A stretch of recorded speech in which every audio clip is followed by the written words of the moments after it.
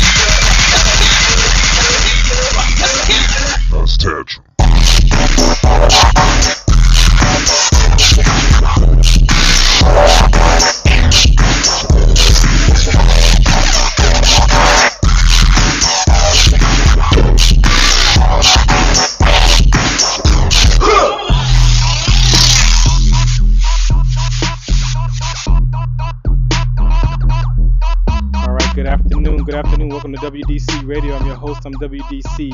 I want to thank you for listening in today. As always, we have a very, very important, impactful show for you right here on Let's Talk Live, WDC Radio every Saturday, right here. Make sure you go to social media, WDC ONSET on Twitter, at IamWDC on Twitter, Instagram as well.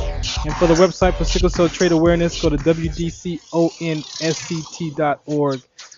And if you've been following along this week, you've maybe caught the last show before this one was the Sports Lounge Live. We had Turquoise Thompson on sharing her athletic experience and growing up in track and being successful in track, 20-year career if you listened.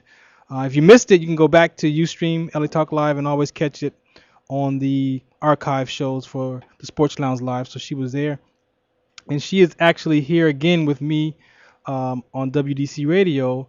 And also I have she hadn't been here in a long time.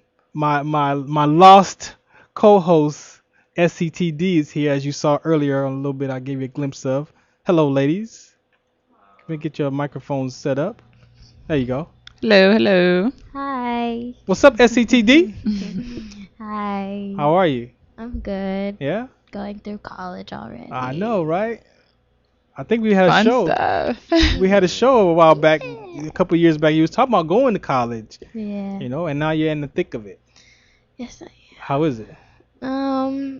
Well, procrastination has hit me harder than ever than high school. Yeah. So, That happens. Yeah, so now I have to push myself, and there's no one else to push me but me. But I'm getting there, working on it. Cool. Thank you. And of course, Turquoise, you're not a stranger to WDC Radio. Been here a couple years back, but introduce yourself, please, to the listeners. My name is Turquoise Thompson, and I am a former UCLA athlete, and I'm now a professional athlete. Running track. All right. So this topic, today's conversation is very important to myself, to my daughter, and to Turquoise as well, because we have this inherited gene in common. Might be related somewhere in the bloodline with that sickle cell trait gene. But this show is brought to you, by WDC ONSET. That's What's the Count on Sickle Cell Trait Prevention, the organization 501c3. And we're out doing community awareness now. We're out in the community of the city of Fontana. We're all over the Inland Empire doing free briefings and sickle cell trait testing as well. And, what way to end the month of October, just having Sickle Cell Awareness Month in September, and having someone here who is going to help us just reiterate our conversation, though, not just a devastating, gene, but you can still be successful in life as an athlete. As we know that not a lot, but there's been quite a few health complications in sports around sickle cell trait related, and the NCAA is doing mandatory testing and screening for sickle cell trait, Right. which I agree, and I don't agree, because there are other red blood cell conditions like thalassemia and C trait Right. that also cause health issues as well that they're not really addressing. So, but yeah, they're doing mandatory screening for sickle cell trait for all student athletes, whether and regardless of your background, nationality, Right. to play sports. It's you either do the screening or you sign the waiver to be an athlete in college now. And so, with all those conversations, and then with my experience in the military of collapsing to sickle cell trait exertion, triggered with rhabdomyolysis and the secondary health issues that I still deal with today and battle with, there's a lot of scared parents, and parents are just not aware of sickle cell trait, and so we're out to bring a greater awareness to this inherited gene, more so than just, which is also important, but if you have a mate with sickle cell trait, you can have a baby, possibly 50% chance with sickle cell disease. Also, your child could inherit sickle cell trait, 1 in 4 chances.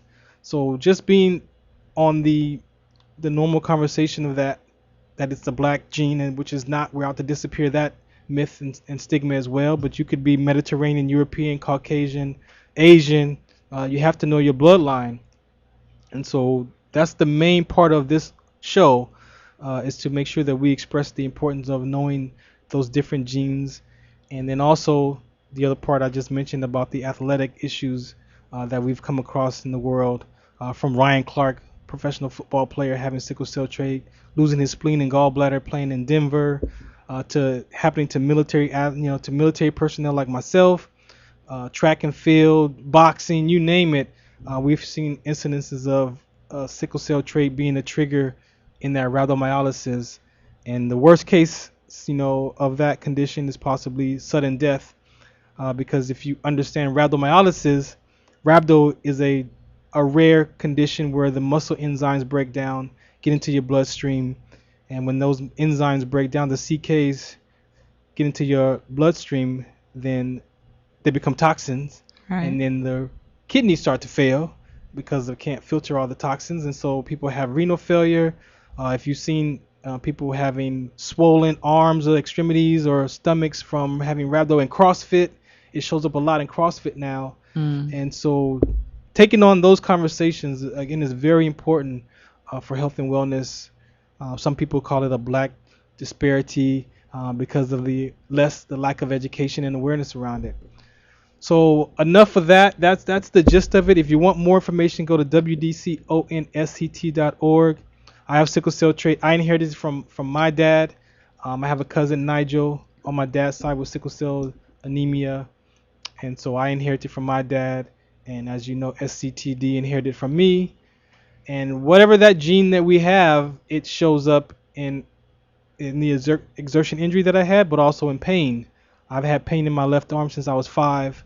They told my grandparents it was growing pain, and so I just lived with this my whole life until realizing, after all what happened to me, that people with sickle cell trait, we do have some health complications. Right.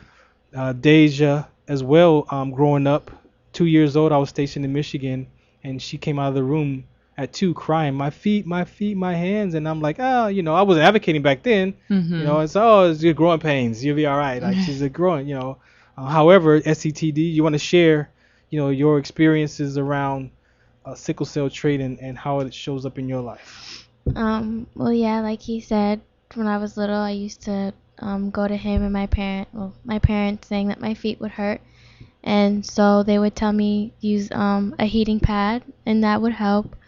But then sometimes I'd wake up to it, and it would, like, to the point where, like, I wake up crying, and then I had to like go to my parents like barely walking to be like, my feet really hurt. And so then, you know, a hotter towel and everything, and then come to realize the only way it gets triggered is when I'm stressed out, nervous, like really, really, really nervous and really stressed out, when it's too much. And then during the winter time, winter's not my favorite weather, even though I love it, but it's just not my favorite season because it's so cold. Yeah. And like it feels like, and like kids at school, they would like sometimes hit me or pat me, and I'd be like, ow, like honestly that hurts. They're like, I barely touched you. I was like, it doesn't matter, like it hurts, like it feels like so sensitive. So, you know, I live with that a lot. And, you know, with the feet and my pain, the pain in my feet, you know, I just sit there and I breathe, and I just you know, breathe it out. Yeah. And it's different. It's, you know, because in the sickle cell community, the hand and foot syndrome is common as well. So she would complain about her feet, her hands, her shins. And so again, we weren't educated back then. I was still in the military doing my military career. But once we became advocates and started doing the research, it's like, man, like that's similar, you know, to what I experienced with pain and stuff. And then we got into the sickle cell community advocating, and it's like, you know, we describe the same kind of a pain, maybe not as severe as a person with the anemia or disease, but we definitely could relate to the, you know, that type of pain of how it, you know, I wish I was a black Ken doll sometimes. I could put my arm on the shelf because it hurts that much, you know. So again, this is just what we want to make sure that we, you know, advocate for and share in our advocacy work around sickle cell trait, on the genetics aspect of it, and being aware of the genes that you carry. And also, Turquoise, what you're here to help share is on that athletic level, and how we can, you know, have parents, you know, realize that you can have a child with trait and still be active and a student athlete, even play sports, but you want to be conscious of it, aware of it, and make sure that those things are in place, that their athletic career is successful. And if there's any incidences that happen, that the coaches, the teammates, everybody around that student is prepared to treat, you know, for whatever case. So again, Turquoise, introduce, I'm gonna say TQ because you go by TQ, so introduce yourself, and just as far as when you first found out about having sickle cell trait, and then we'll go from there. Sure. So I've been running track my whole life. That's kind of like the basis of what I do. You know, I do a lot of other stuff too, but track is like the forefront of my life. And going throughout it, I never really experienced any type of sickle cell issues until probably about age 14. That's when like the onset of some pain started coming for me in terms of muscle spasms during exercise, intense exercise. I started experiencing muscle spasms all throughout my legs. Most times it's just my hamstrings. I also have anemia. I'm not sickle cell anemia or anything like that, but I'm also anemic. So just like you know, I get cold really. I don't like the winter either.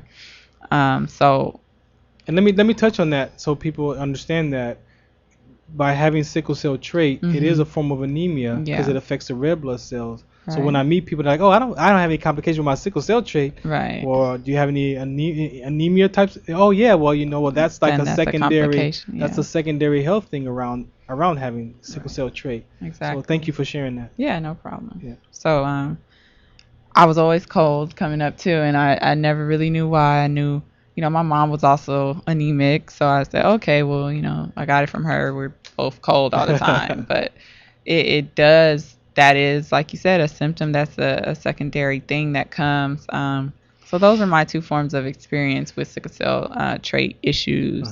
And it just started really to perplex and really get into my track situation around high school time. I experienced a few episodes in high school, but I didn't know them as that then. They were just, you know, you got a Charlie horse. or something like that. And then in college, it got much worse. And I explained, or I can explain now, again, when I was in the locker room one time, I found a fact sheet there. And, my mom wasn't that educated about sickle cell trait. So when I saw the paper, I said, oh, my mom told me I had this, but I didn't know much information about it. Right. So when I looked at the fact sheet, and the fact sheet explained all these things that I had experienced in terms of exercise, such as exercise-induced asthma, such as trouble breathing at high altitudes, such as complications during fast spurts, such as muscle spasms. Yeah. And it became a checklist for me of, okay, I have this issue. What are we going to do about it? So it was necessary for me then to get my coaches and my parents and my trainers together so that we can get a hold on it, on managing the issues. Definitely. And I want the listeners to how I came in contact with Turquoise is dealing with what I was dealing with in the military, going to the mental health doctor and stuff. Ashley Benjamin was my provider at the Air Force Base. Mm-hmm. And he was the person that I believe God put in my life to spark that advocacy about sickle cell trait, because he understood it, and he actually shared a passage in his book that they wrote about student athletes and sickle cell trait. Right. So when I read that, I was crying, like, what happened to me? He's like, yeah, it happens a lot, but it just gets overlooked and there's like no conversation about it. Right. So he's like, what are you going to do when you retire? I'm like, well, probably just sell some t-shirts and hats or whatever, just sit on the dock of the bay, watch the tides roll away or whatever. And he's like, well, you can become an advocate. And when he said that and described to me, like, you can have your sports brand support your movement. Right. You can become a speaker and go out and speak and educate people about trade and athletes. And I was like, wow, like, okay, I hear that. And so a few years later, we're still in communication to this day. But back then, like 2012, late 2012, he sent me a text message with your link to your article. He was like, you need to go find this young lady. Mm-hmm. And I'm like, all right. So I read it. I was like, what? Like another person who experiences, what I've been through. Right. And then I reached out to you, Instagram, and here we are. You've been a part of my advocacy work. Your parents and yourself came on my show, right. 2013. Right. And then I created that college course at San Bernardino Valley Community College, and you was my first speaker for that program. And I'm thankful, it helps me realize that this is a real conversation, and Absolutely. I'm not the only person that's experienced this, genetic issue, right. And that there is a greater work that can be done. So I thank you for being here and helping me share that with the community, for the student athletes, that this it's real. Right. Like these symptoms are real, that they've been discounting us with sickle cell trait for years. Right. I know your mom told you had sickle cell trait. What did she mention to you about the genetic, aspect of it? So when I found out that I had it, we were coming out of the doctor's office. I was experiencing frequent nosebleeds constantly, and so we had to do something about it. We went to the doctor. They cauterized it, which is a procedure where they stick essentially a long match up your nose and burn off the blood cells that are there. And so they also drew blood, and I guess they must have brought it back to her attention that, be aware your daughter has sickle cell trait. Mm-hmm. So when we were leaving, I think I was probably about 9. Yeah, young. Yeah, and she just told me, like, oh, sweetheart, you have sickle cell trait. And I'm like, okay, what is that? And she's like, it just means your husband, don't marry a man who also has it, because you guys can't have kids, basically, or your kids will have problems. Yeah. And that's a 9-year-old. Really if you were 9 at the time, it's like, what does a 9-year-old know about marriage and kids at 9? Like, that is not even a conversation for a 9-year-old. Exactly. Honestly. So so it just wasn't much information, and it was wrong information, not because my mom is illiterate or anything like that. She just was uneducated about awareness of the trait and the real information. She didn't have it, so she gave me what she could. I guess it worked, and I don't know what it did. It made me aware that I had it, and that was the most important thing, because when I saw that paper in the locker room, I was able to understand, okay, because I would have never known. And we would have just been having all these problems. Yeah. So, And what about when you remember that, conversation at such a young age when it came to start to dating and relationships? Was that in the background, or? Of course. That pretty much was the only thing I knew about it, because like I said, from the age of 9 I didn't start experiencing any problems with sickle cell until age 14. Mm-hmm. So from 9 to 14, that would be like something I would ask, like any guy trying to talk to me, like, do you have sickle cell trait? Because then we can't get married, like as if at 12 I'm going to marry that guy. But yeah. But you was having those conversations and was aware that was a key thing to know about the gene that you carried. How did that affect you, in the older age of, It even still did, going up on high school, coming up to college, where you do start to think about marriage and stuff. I still would ask the guys I'm talking to, like early on, like, do you have sickle cell trait? And it didn't necessarily discourage us from dating if they did have it. It was just like, oh, well, if we ever make it that far, we have to be aware that this could happen. Like our kids could have the disease or they could have the trait. Like, it's just like rolling the dice at that point. So do you think by knowing that conversation, I mean, your mom planting that conversation in you at such a young age, did that help you share that freely versus kind of like standoffish? Yeah, for sure. Because I think that her telling me that and it having such small, I guess, consequences, which was the only one I knew was I can't marry someone else that has it. Mm-hmm. It kind of made it for me like, oh, it's not a bad thing that I have this, so I don't have to keep it a secret. Right. So I could talk about it. It's not, embarrassing or personal and private. So. Did you know anybody growing up with sickle cell anemia or disease? Well, I didn't really know this distant cousin I had, but my dad mentioned to me, on some occasions, like, your cousin has sickle cell disease, which I believe he has passed away from at this point. Mm-hmm. I think 4 years ago, my dad mentioned he had passed. And that's pretty much it. Yeah. That's the only person I really knew that had the disease. As far as the trait, I still don't know who I got it from, my mom or my dad, but I would assume him. Yeah. That's how I was when I first started advocating. It was like my dad either forgot or just wasn't a conversation. Yeah. So I'm like, all right, man, you got to find out. Like, because if my cousin Nigel has it on your side, and if it's inherited that way, there's no one that we know on my mom's side. So obviously, man, you got to find out. Exactly. So he did at 60. Okay. And he had this, has a trait. So it was able for us to just reinforce our conversation of awareness. I got to have my parents come out and us test them at some of the events that we do. Of course, I got you.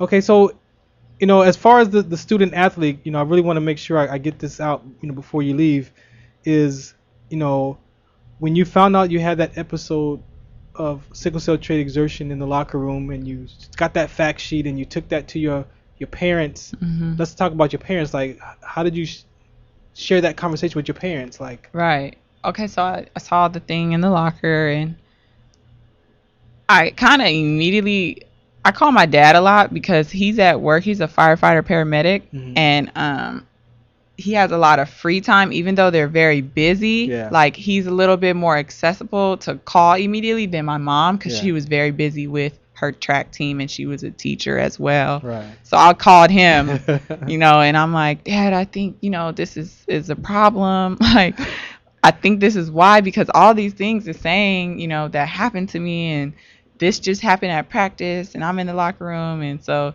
he's like, okay, calm down. Like, I do know my cousin has it. I think you got it from my side of the family, but I don't know much about it. Yeah. So it's still, years later was something they still didn't know about. So when I took it to them, they just were still kind of like, we don't know. Let's get this meeting with your trainers so they can give you more information. Let's get this meeting with your coaches so we can figure out now how to manage, your issue so that going forward you can have minimal to no issue. Yeah. And so how was that? Because again, a lot of parents are finding out through these conversations now, Right. and the news and this show, and they're going to their coaches and sharing this, like, hey, you need to take care of my child. Yeah. So what did your That coaches do for you? Like, was that challenging? Right. Well, like you said, your parents are like, you need to take care of my child. That's how my mom was like, what y'all gonna do to fix it? Like, I need you guys to have closer eyes on her. And so that kind of is what it's about. It's about just making sure that you are in constant communication with your coaches about how you're feeling. Because a lot of times just running or, whatever sport it is that you do, you're not going to want to speak up and tell them something's going on with you if no one else is on the team. So it kind of makes it a little difficult. But what you have to do is understand that it's about you at the end of the day. And this is something that you can, like we talked about, you can essentially drop dead from. Yeah. So you have to take that into consideration, and then your coaches have to be okay with it. So mine's were, and we told them, and the accommodations they made for me were constantly always having water for me. Like, it was like my coach became the water boy and my coach and everybody else's coach. Yeah. So like they constantly had water for me. They constantly were like making me keep a food log. I was always meeting with nutritionists about, research that she had done about foods that would be better for me because they had alkaline in them. Exactly. and stuff like that. Right. The trainers had to bring the oxygen tank when we went to track meets for me, if something were to happen, especially if we were going to a high altitude place. Yes. Like Flagstaff, Arizona, and places like that. And that's pretty much what it was for me. I always needed to have a really good balance of water and electrolytes. Yes. So that I was hydrated, because that's when most of my episodes take place, is when I'm dehydrated. Now, that's something that's usually like a normal thing for any athlete. But for me, as a sickle cell trait athlete, it was like 4 times, 5 times whatever pain they would feel if they were dehydrated and caught a muscle spasm or something like that. And before I let you go, I want you to just, from your perspective and your point of view and experience, it does not make you a less of an athlete. No. Due to having sickle cell trait. Not in any way. Please share that. Please share that. Yeah, absolutely. My experience with sickle cell trait as a high school athlete, as a college athlete, as a professional athlete, is I do the same things that my counterparts do, my training partners. I do everything that they do. I just have to maybe take 30 seconds more rest or a minute more rest. Like, that's not really, making me any less than them or unsuccessful. It's just, taking into account that I'm different. I'm not the same as them. So it's not making me less of an athlete. It's making me a smarter athlete. Right. Because I'm keeping myself from, having an exertion episode or dropping dead. Like, it's serious, and you have to take it like that. But that makes you a better athlete, if you ask me, because you're more in tune with your body. Definitely. You're more in tune with your health, and you're just mentally strong because of it. Yeah. And thank you for saying that, because that's very, very important for the listeners and the family members who have sickle cell trait in their family, that have student athletes that are going through, wanting to play sports. And we know that as an athlete, like, we don't pay attention to that cramp, or that you want to play through it, because you're looking to get to that next level of college or high school or professional or whatever that dream is, and knowing your body and listening to your body, how important that is. To listen to your body, because it talks to us. It does, absolutely. I've had some experiences where I try to push through it. Some of them I'm able to. Some of them it's like at the almost on the brink of, like, this is going to be a problem. I was able to realize, okay, just stop dead in your tracks and let somebody know what's going on. SCTD, you have anything you want to ask or you want to talk about or share? I mean, listening to her story, I mean, she literally experienced something similar to what your dad has. And so what do you want to say, or what do you want to ask her? Like, how do you feel in general, like, with your lifestyle and your life of continuing on having sickle cell? I feel like I certainly want to be more of an advocate because it is something that's going on that's not talked about. I feel like I'm not the only athlete experiencing this. I just might be the only athlete in Southern California speaking out about it, but I'm sure that there are many more. So I just want to be, I feel like I want to be influential. I want to be inspiring others to come forward and just talk about it a little bit more, talk about their experience and ways that they've managed it. Maybe they know different ways than I do. Maybe, for me, hydrating was essential, but maybe, something else might be essential for someone else. Maybe they go to a doctor and get certain procedure done. I don't know. So I just want to speak out about it more and also outreach more to other athletes and other people in general who have it. You've accepted having sickle cell. Absolutely, yeah. I have sickle cell trait, and I'm here to talk about it. That's good. We do a segment on my show also called "The Music Marks a Place in Time," and so I asked for a couple songs from you. So I'm gonna play this one and just tell me what this means to you.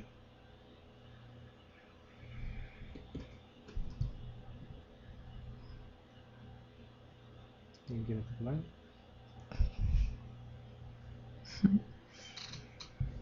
Oh, that could have been my mother, or maybe even my big brother, but you kept him just like you kept me. I want to tell you when you listen to that, what does that take you?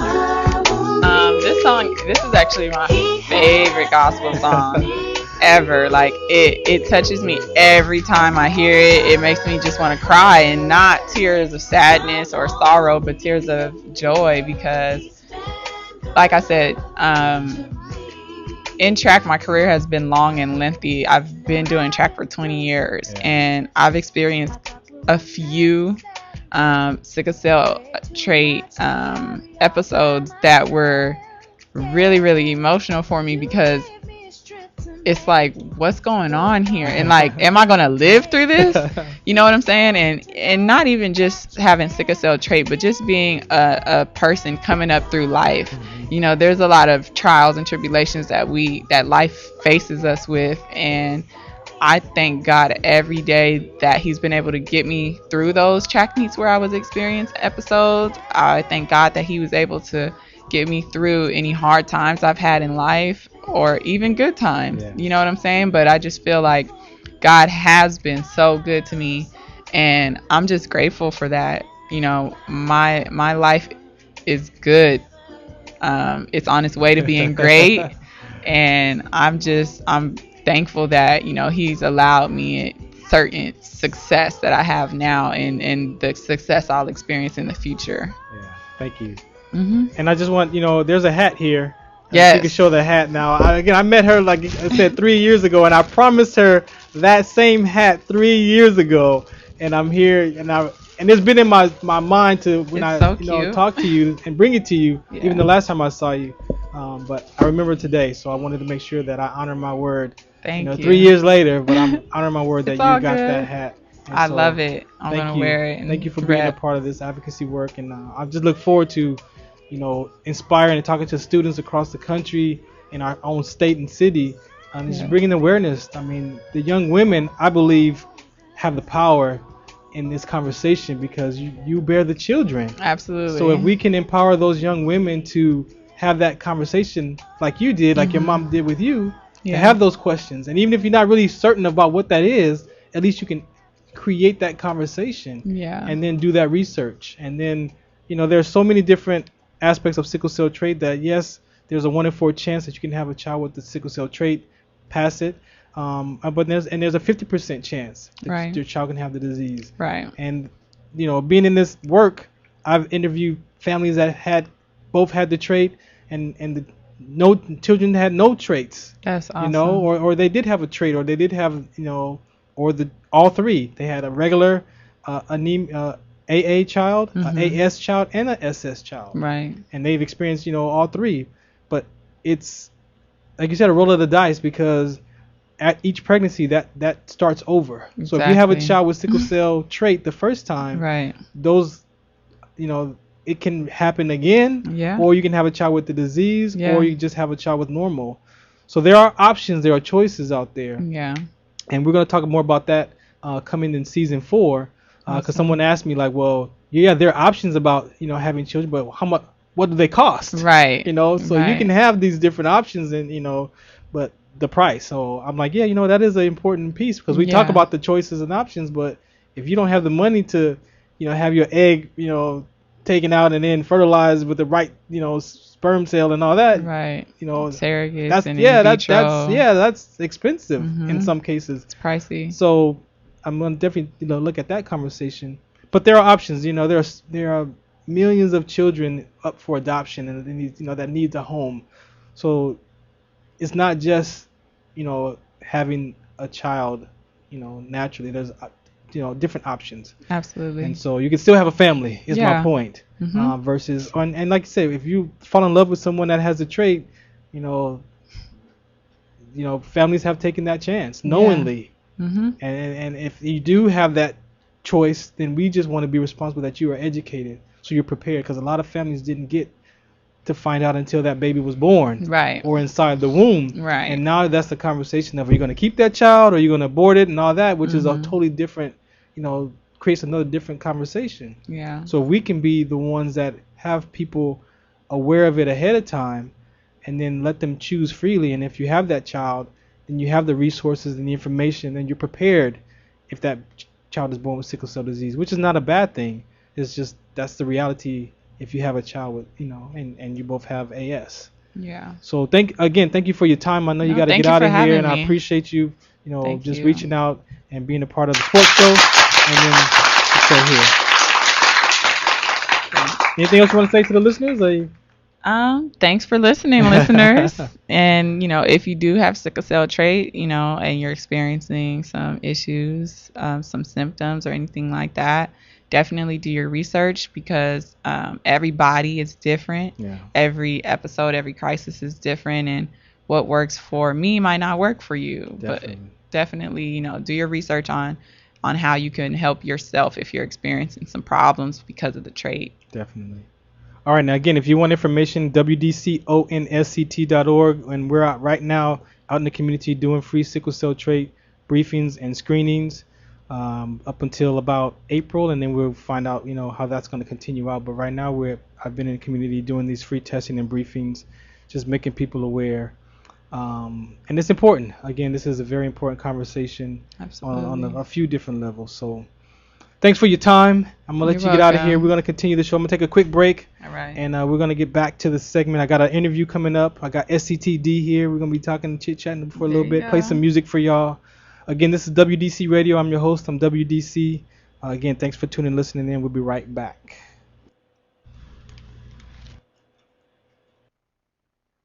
Heritage gene in our community that has been forgotten. The name is sickle cell trait.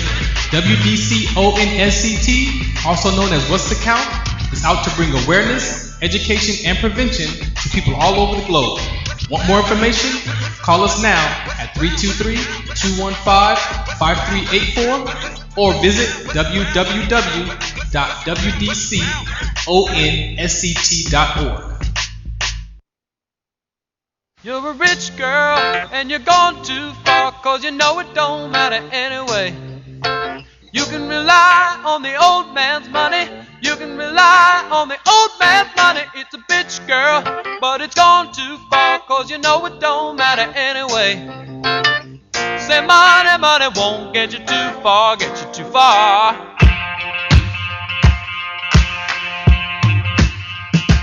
Don't you know?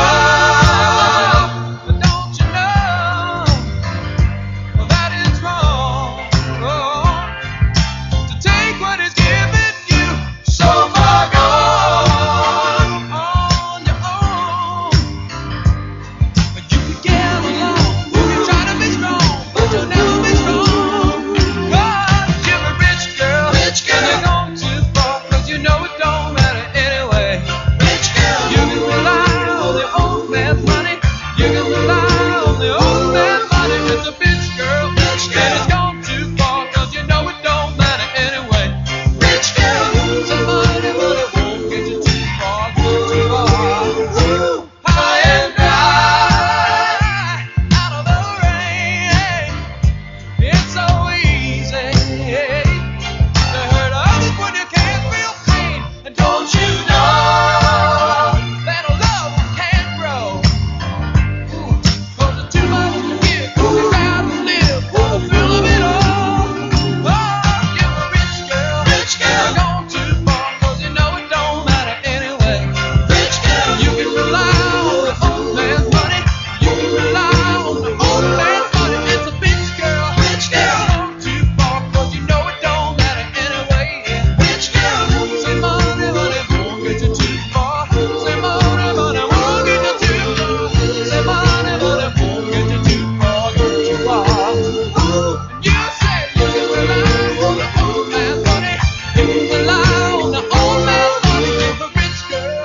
tuned in to WDC Radio on LA Talk Live, playing the 70s, 80s, 90s, and today's hits right here on LA Talk Live. Also, we bring to you Music Marks a Place in Time. You missed that segment. TQ, Turquoise Thompson, shared a little bit about her Music Marks a Place in Time. So you want to be a guest? 323-473-3100 right here on LA Talk Live. WDC Radio. Music, talk, and more music and more talk. Sickle Cell Trade Awareness, that's the conversation today. Be right back. The first thing I met was a fly with a buzz and the sky with no clouds. The heat was hot and the ground was dry, but the air was full of sound. I've been through the desert on a horse with no name. It felt good to be out of the rain. In the desert, you can't remember your name, because there ain't no one for to give you no pain. La la la la la la la la la la la la la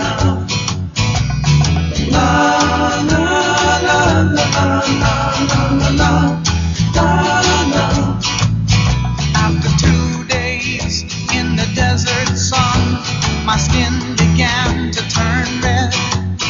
After 3 days in the desert fun, I was looking at a riverbed, and the story it told of a river that flowed made me sad to think it was dead. You see, I've been through the desert on a horse with no name. It felt good to be out of the rain. In the desert, you can't remember your name, 'cause there ain't no one for to give you no pain. La la la la la la la la la la la la la la.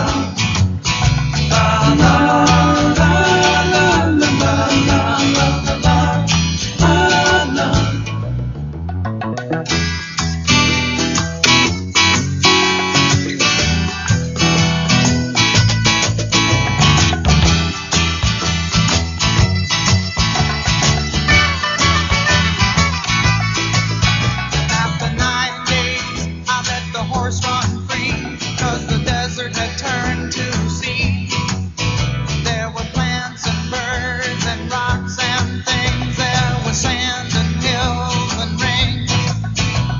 The ocean is a desert with its life underground and a perfect disguise above.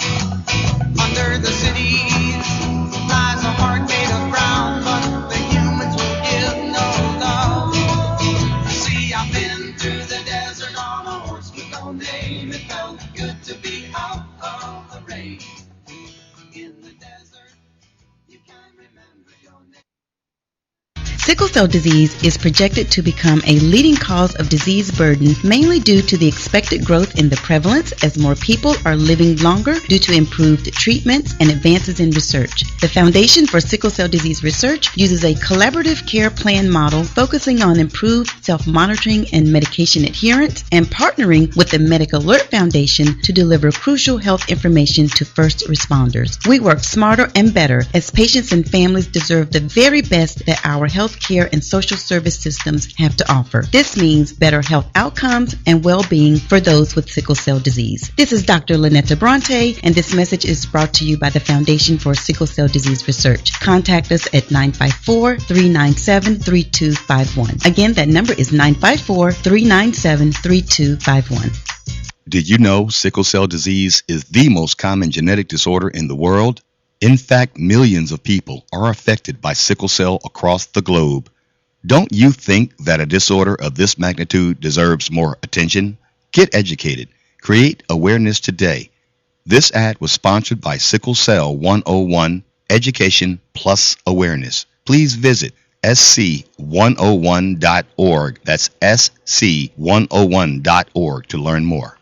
And I just want to make this public, that we also talk about sickle cell thalassemia, sickle cell SC, sickle cell SD. There are other red blood cell conditions out there. So if your mate or you have sickle cell trait and your mate has thalassemia trait, it goes the same.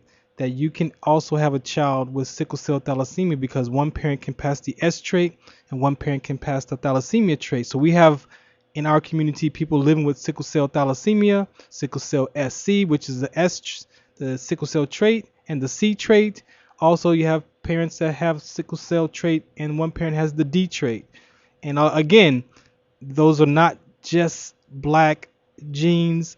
We've met people who are Caucasian with the D trait and their boyfriend had the S trait and the baby has sickle cell SD. So just like in sickle cell, you have thalassemia. They're all inherited the same way. Just take out the conversation about sickle cell trait and put in thalassemia. It's inherited the same exact way because they are inherited genes. So if you both have thalassemia minor, then you could have a baby with thalassemia major, and then get into the gist of all that, and there's thalassemia A minus, thalassemia A plus, beta 0. So thalassemia trait, I also take on that in the conversation because again, if you just ask if your mate has sickle cell trait and he or she says no, and you're not aware that it's possible for other inherited genes can be created into that baby, then that kind of still doesn't allow that parent, those families to be aware of the genes that they carry. So the test that we do in the community is the electrophoresis test, which is one of the panel screens for sickle cell trait, and it picks up all the other red blood cell conditions that I mentioned, thalassemia, C trait, D trait. So it's very important. It's not just sickle cell trait. We talk about it because we have that gene and it's inherited in us, but also I got to be responsible for my community that there are other parents that have thalassemia trait and C trait and D trait, and you need to know that if that comes in contact in your baby with your baby passed into that, he could have or she could have another form of what they call sickle cell disease. So we have sickle cell trait, we have sickle cell anemia, which is the person that has SS, and then it's broken down to other categories. Like I said, sickle cell thalassemia, C trait, D trait fall under the conversation of sickle cell disease.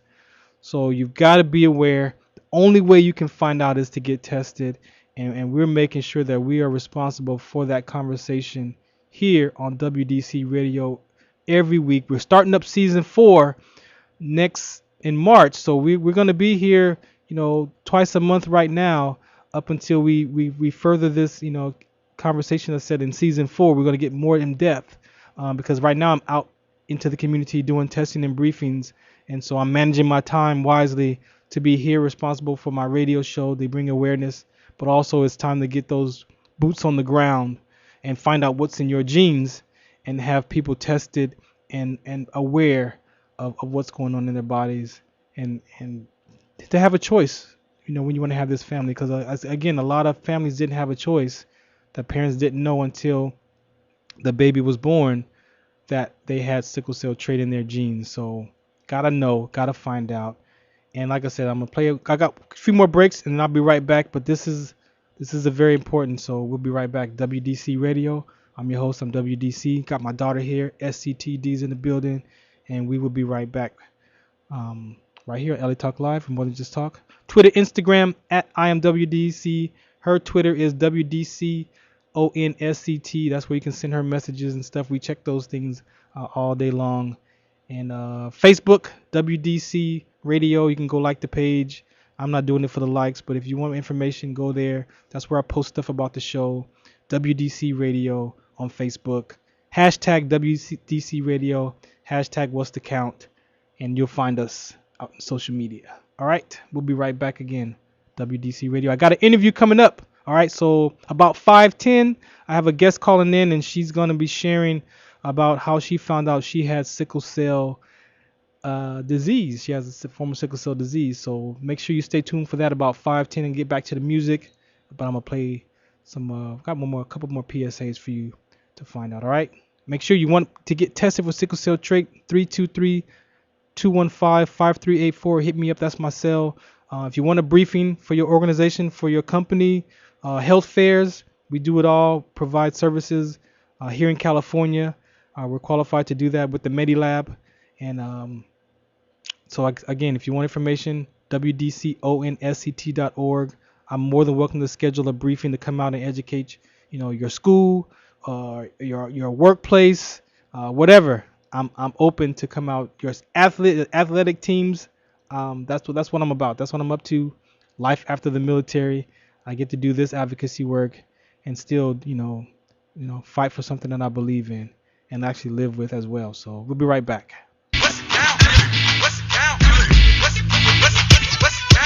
There is an inherited gene in our community that many have forgotten. The name is sickle cell trait. Prevention. The only way to find out if you carry this inherited gene called sickle cell trait is to get tested. This test is being offered by Medilab Company.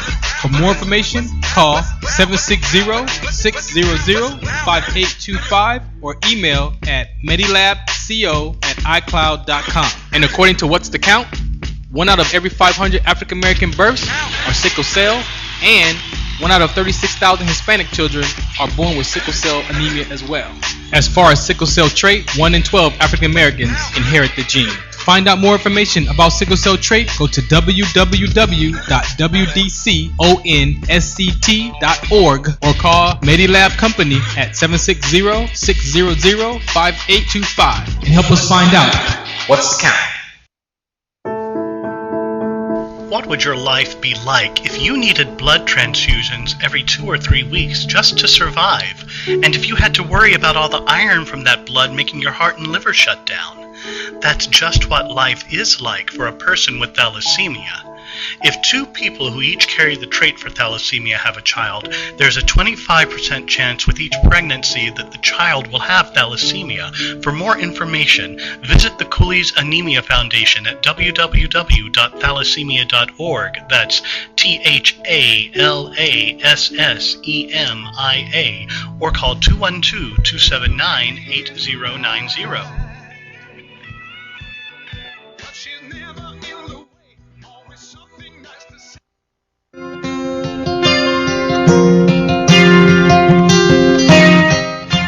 WDC Radio playing your classics from the 70s, 80s, 90s, and today's hits.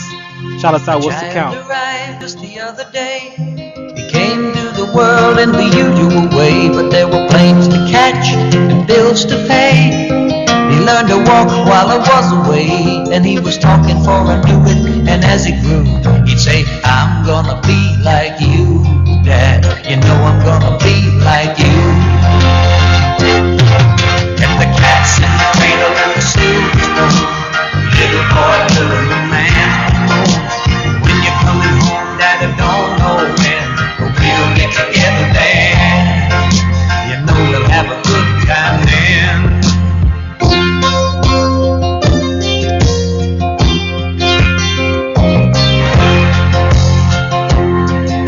My son turned 10 just the other day. He said, thanks for the ball, Dad, come on, let's play. Can you 2 minutes row? I said, not today, I got a lot to do. He said, that's okay, and then he walked away, but his smile never dimmed and said, I'm gonna be like him, yeah, you know I'm gonna be like him. And the cat's in the cradle and the silver spoon, the little boy blue and the man on the moon. When you're coming home, Dad, I don't know when, we'll get together then. You know we'll have a good time then.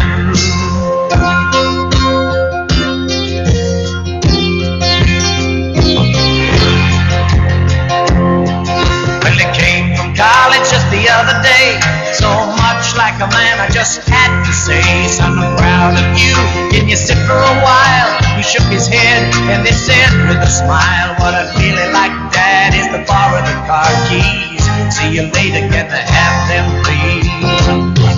And the cat's in the cradle and the silver spoon, little boy blue and the man on the moon. When you're coming home, son, I don't know when, but we'll get together then, Dad. You know we'll have a good time then.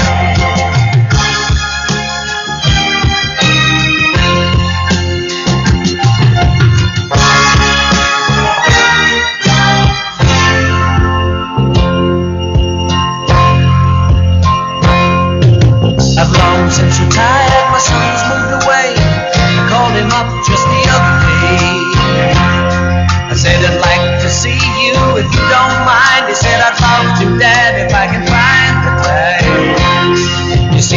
job's a hassle and the kids are the flu. But it's sure nice talking to you, Dad. It's been sure nice talking to you. And as I hung up the phone, it occurred to me he'd grown up just like me. My boy was just like me. And the cat's in the cradle of the silver spoon.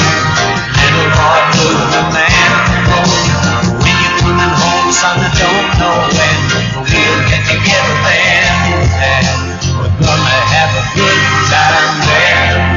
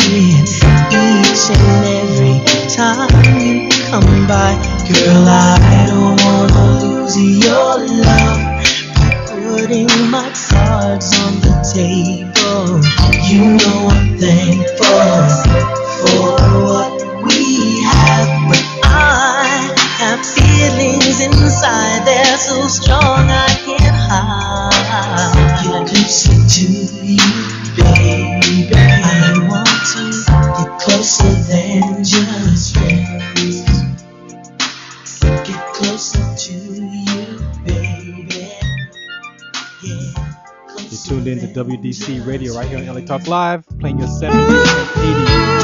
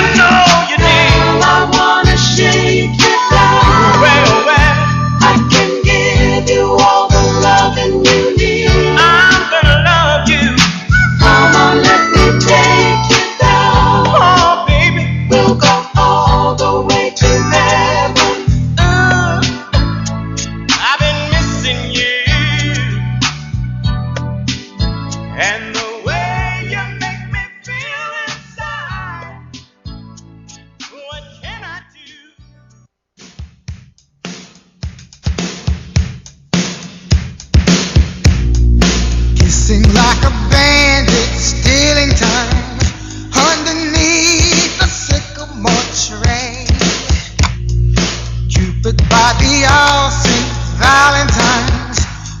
sweet lover and maid. Slowly but surely, girl, the time is more than I knew. Sweet, softly, I'm falling in love with you. Wish me love for wishing well, kiss and tell. Oh, wishing well, a butterfly tail. Wish me love for wishing well, kiss and tell. Oh, wishing well, a crocodile cheese.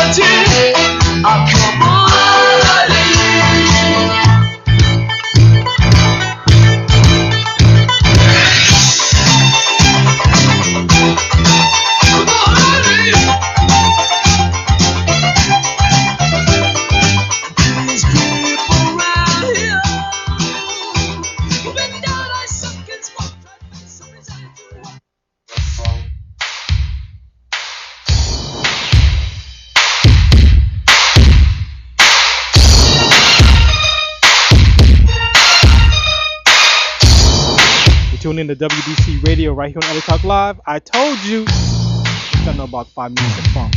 Get ready for the next segment coming up. Sickle cell trait awareness, sickle cell disease, sickle cell anemia, right here, LA Talk Live. For more than just talk. The party didn't start till I walked in. Count us out. What's the count? Now the party didn't start till I walked in, and I probably won't leave until the thing ends. But in the meantime and in between time, if you work your thing, then I work mine. We came here together so we could have fun. Me and you, baby, going one-on-one. Now this is the last chance for us to get off. So either get loose or you ought to get lost. Cause I'm just about ready to do my thing. Cause I'm a stone cold New York rap machine. I'ma give you what I got, and baby, that's plenty. And never has one man rock so many. I'ma make you wet and make you sweat. Just to see how funky you can get. Now when I'm on the mic, I do serve well. And I go by the name of the rapper y'all love.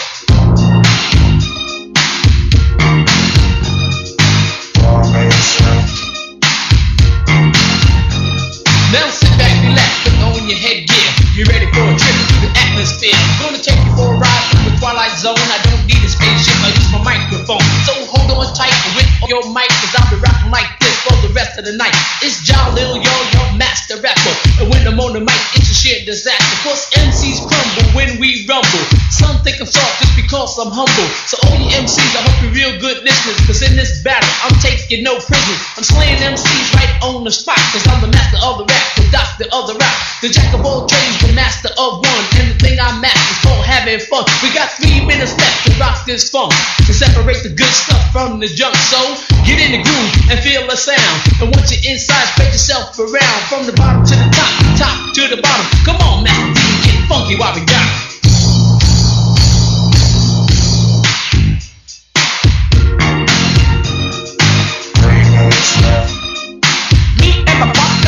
the start, we used to get together after dark. Sometimes we rap, sometimes we sing. In the summer or the winter, cause it ain't no thing. And ever since I first came round, side by side we would throw down. We came here to this here place to serve you all right to your face. Because this jam here is our showstopper. We did more than you could, but I guess we got it. With the men of the hour, make the ladies scream and holler. Too hot to drop, too sweet to be sour.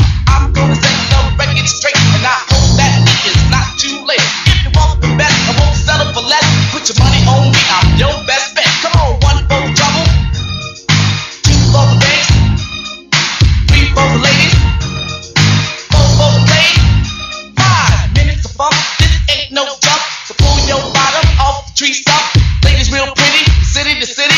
But now we're getting down to the nitty gritty. From the bottom to the top, top to the bottom. I'm gonna rock 'em, why I still got 'em. I'll rap and shower, has style and power. And this is our disco hour. I don't know if all of you have heard, so it's up to me to spread the word about the man that we feel. It's got to be real. Our crown prince on the wheels of steel. He goes by the name of Grandmaster D. So if it's alright with you, it's alright with me. We're gonna rock you people's minds with ease, with some help from the maestro, if you please.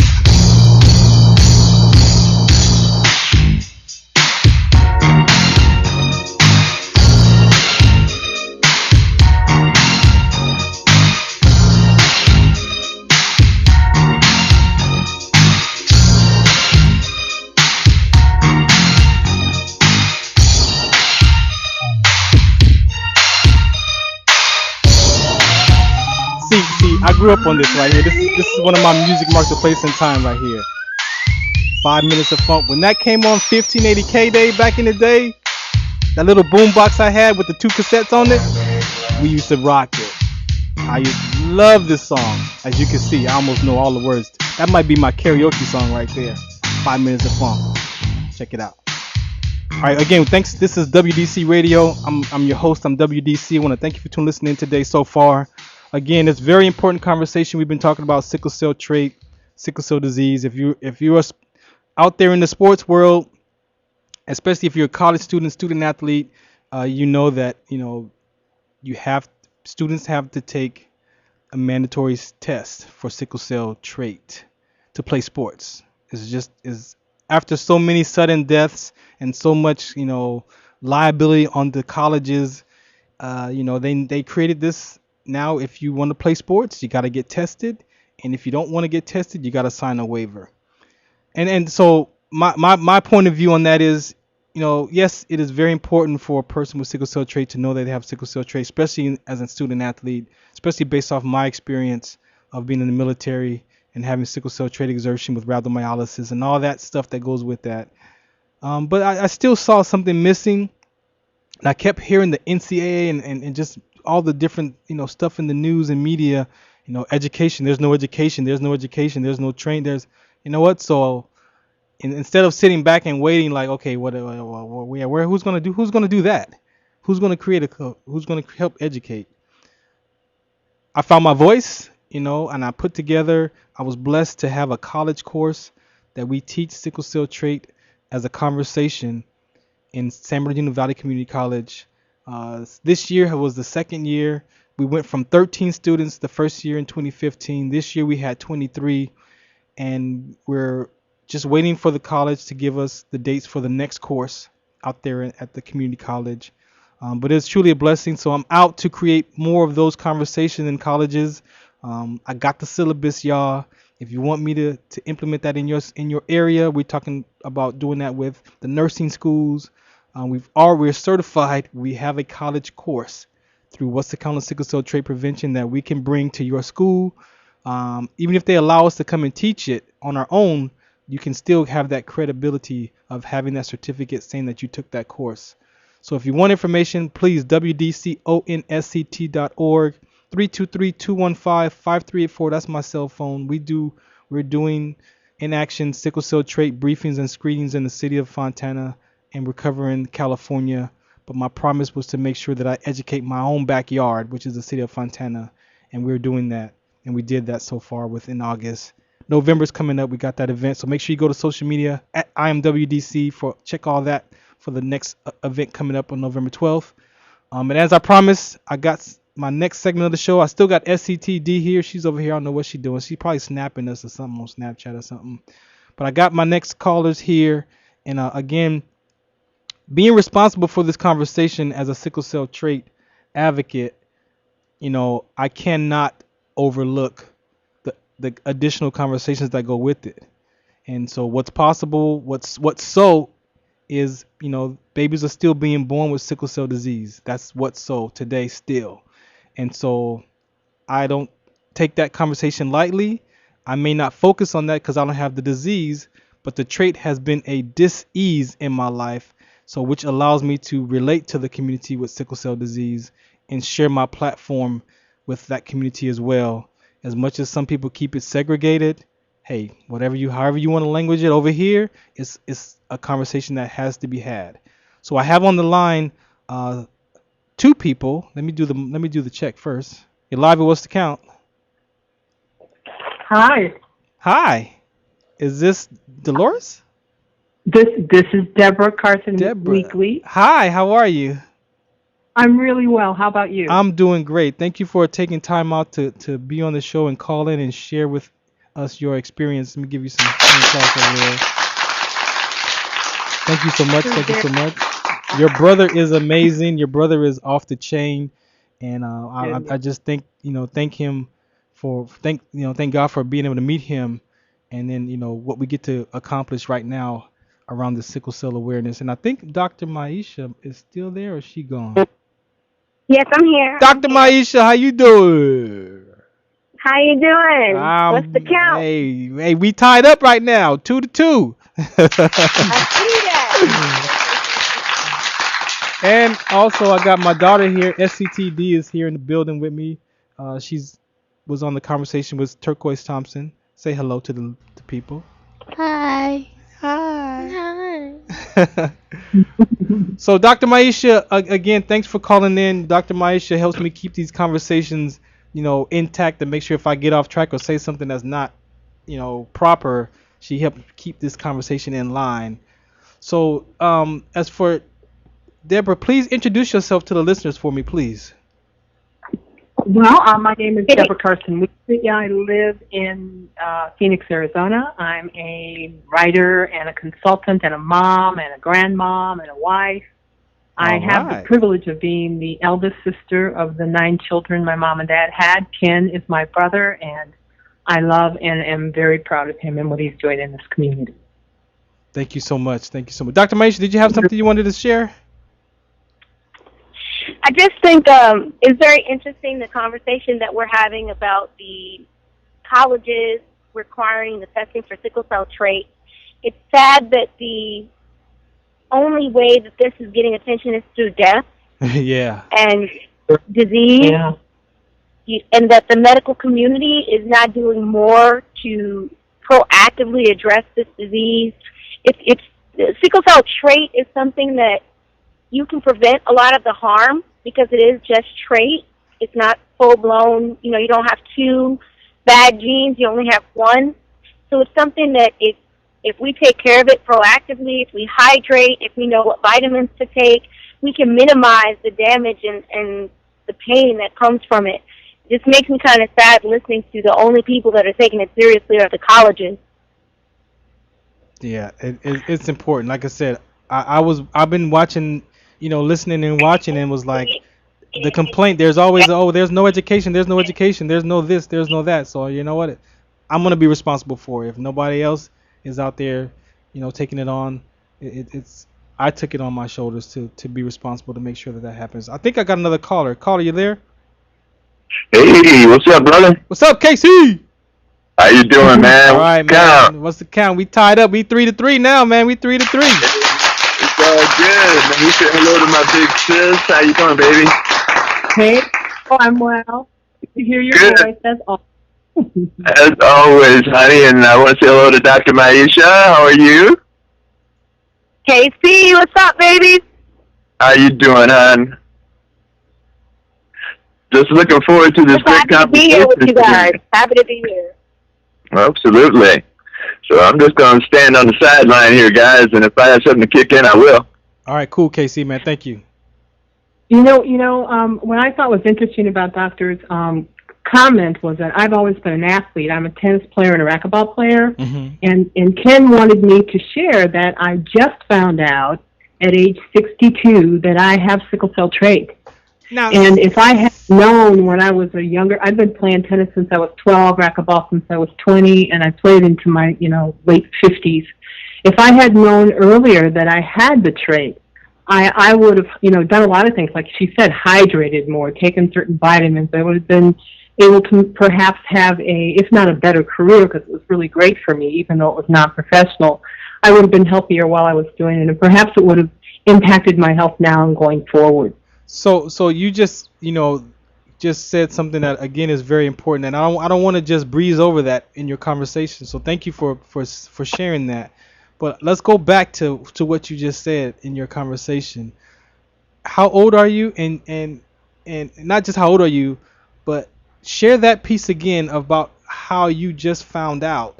Give us that event of how you found out that you was a sickle cell trait carrier at 62, please. Right. I went through a series of tests for some symptoms I was having at Mayo Clinic. Mayo has a site here in the Phoenix, Arizona area, and I got the results of my test back, and it was there in black and white, and I was just shocked. I've never seen that on my record before in my entire life. I knew that my brother and my sister had what we thought was sickle cell trait, but apparently it's the disease, but I thought we had all been tested as children and that we had been, disqualified as other people who had it. We didn't know anything about it except that that's what made my lovely brother and sister so sick. So I'm just in shock to find this out now. I've known for about 90 days now, and I've been discussing it with Ken. He said I should share this with you. Yeah. It just totally changes everything. All those aches and pains and feelings that I had when I was younger that I didn't know where they came from, the discomfort after playing sports. You don't stop because there's something in you. If you are really an athlete, you have to play. Right. And you have to play your sport as long as you can. But there have been times when I've been very, very sick as a result of it, sicker than people who were playing at my same age and level, and there was no reason for it whatsoever. Nobody ever found anything wrong with me previously, and I actually didn't even go to the doctor because I thought it was just fatigue. Yeah, and again, thank you for sharing that and how important again this conversation is, and it doesn't matter, the age of the people that we help empower and advocate, because if my dad was reiterated with sickle cell trait conversation at age 60 when I became an advocate, and it just slipped his mind completely throughout our lives, and again we never put two and two together that when I found out at age 29 in the military after 10 years of being in the military that okay, I knew I had a cousin with the disease, but that was it, and we just never added those 1 plus 1. And I'm 29 years old at the time, and at the height of my career, and playing basketball 3 times a week at 4 or 5 hours at a time, and exercising, and never having exertion injury. However, and said 1975, I had this pain in my arm, and they told my grandparents it was growing pains. So with that, similar thing happened to me. I had about a year where I was having a consistent pain. It seemed muscular. I couldn't really identify it. I couldn't even describe it. So they just said they thought it was a muscle strain of some kind, and that I should ice it. But it was really painful. And if I think about it, it's kind of like what Ken and my sister would describe as what they were going through. So I'm just really in shock, and would like to advise other people who have sickle cell anything in the family that everybody should be tested according to the standards that we have now, so that we can find out who has this and how we can help them to live a full and natural life as a result of it. Definitely, and congratulations. And I want to go back to something Deborah just said medically. Okay. This is why this is such an important conversation, why the class that we're going to have, that we're having in California, and hopefully we'll bring on to the East Coast very soon as well, and to some of the colleges here. This is why this is such an important conversation. They told her it was muscle strain and to ice it. And actually, icing a crisis can make it worse. When you don't have the correct diagnosis, you cannot give the correct treatment. Right. So you go and put ice on blood clots, you're going to clot more, and you're going to have more pain and more muscle ache instead of less. What you needed was a heating pad and hydration. Yeah. So it's bad. This is what it's so scary in the denial that has gone on for so long about this, about trait in the medical community, and even in the sickle cell community. The mentality of oppression that if they have to accept that the 3 to 5 million people with trait could also be sick and need help, then they have to share those resources. Yeah. So it's better to just say, no, trait is nothing. It's only if you have SS. That's the only time there's a problem. But it's extremely important because you've gone through a lot of distress that you probably, it could have been minimized. Yeah. And also wondering, like, is this in my head? Why do I feel like I'm having the same symptoms as my siblings with sickle cell? It doesn't make sense. So this is there's a psychological component too that we really need to address here. And Dr. Maisha, again, and we're going to get in more of this, in season 4, but I always want to touch on it, that the secondary health complications that come along with it, the organ damage and the kidney failure and things like that, the rhabdomyolysis, that, all that stuff that are secondary health complications that some people shrug off as muscle strain and things like that, but there could be seriously having some health issues on the inside, and we can't see on the inside of our bodies per se, but we can feel it. But there is. And guys, if I can kick in, kind of what my issue here really is, and that is the communication in the family that has someone with a sickle cell disease. I mean, I've been, ever since, I've been advocating. One of the things I've been doing is talking to my siblings and saying, guys, you need to find out what your status is. And again, it's so easy to focus on the people who are sick in the family and not really realize that, how this disease works. And Farron, has Nita Thompson ever shared her DICE education with you? And you and your earlier guest kept saying it's a roll of the dice, it's a roll of the dice. And Nita has this system that she uses to educate, that where she marks the hemoglobin type on the dice, whether it's thalassemia or SC or SS, and you roll these dice, and each of these dice represent one person with these hemoglobin issues, and it shows the type of children that they will produce. And I say this because I was amazed as she shared this with me, and I would roll these dice, and the standard seems to be like 1 in 4 children. If you have one of the sickle genes in each parent, you can produce a child with the disease 1 in 4.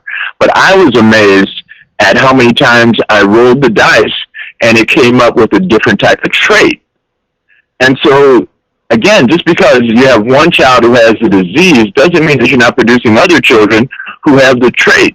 And just like in California, where they didn't even start testing for babies until 1994, okay, we have generations of children who probably have someone with sickle cell in the family, and it's easy to recognize that person because they're going to have issues.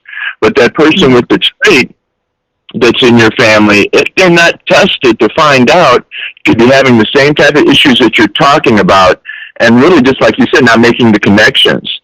And so it's so important for the people in our community to really be communicative inside of their families.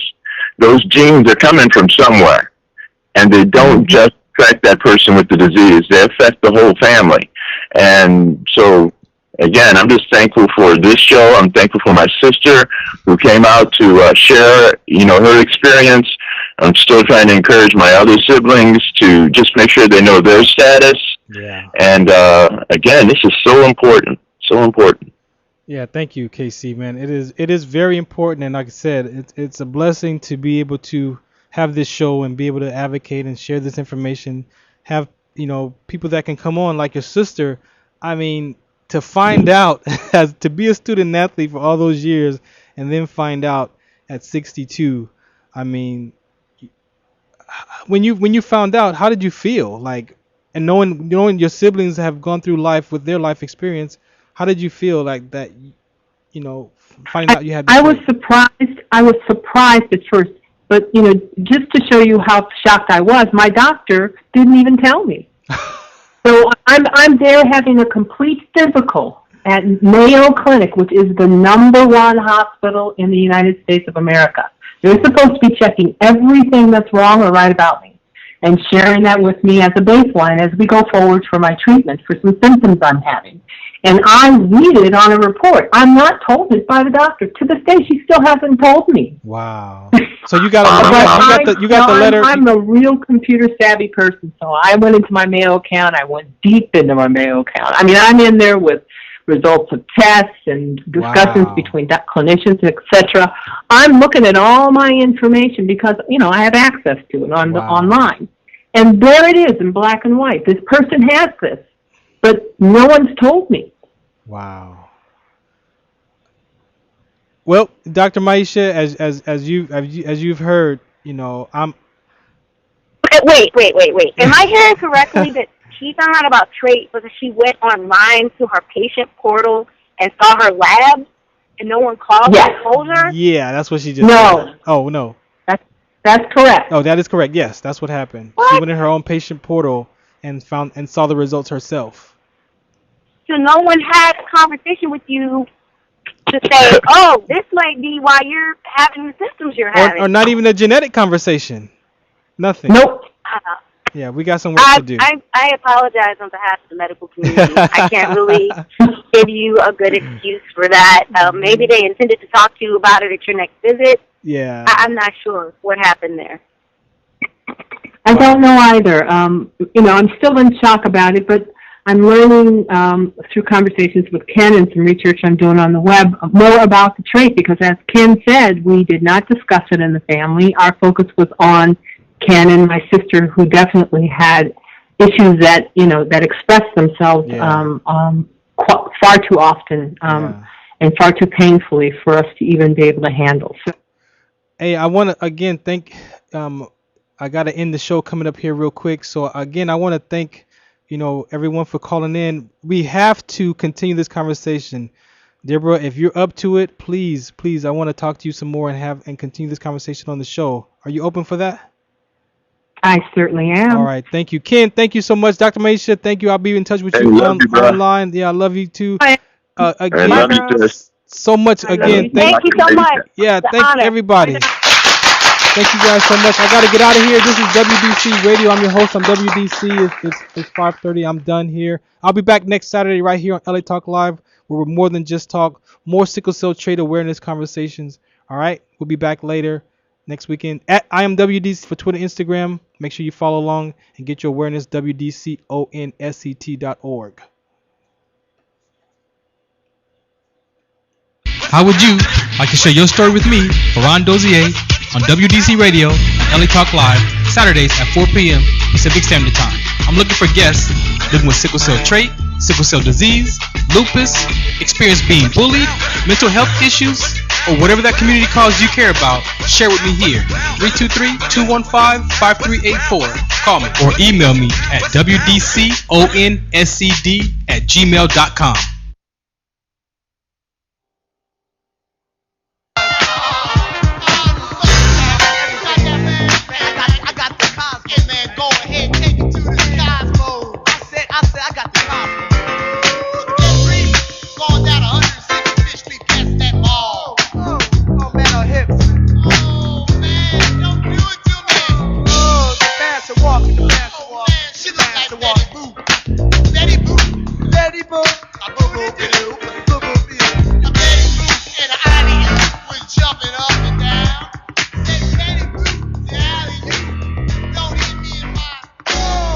Thank you for tuning into LA Talk Live and the Talk Live Broadcast Network, original reality radio, handcrafted for your listening and viewing pleasure.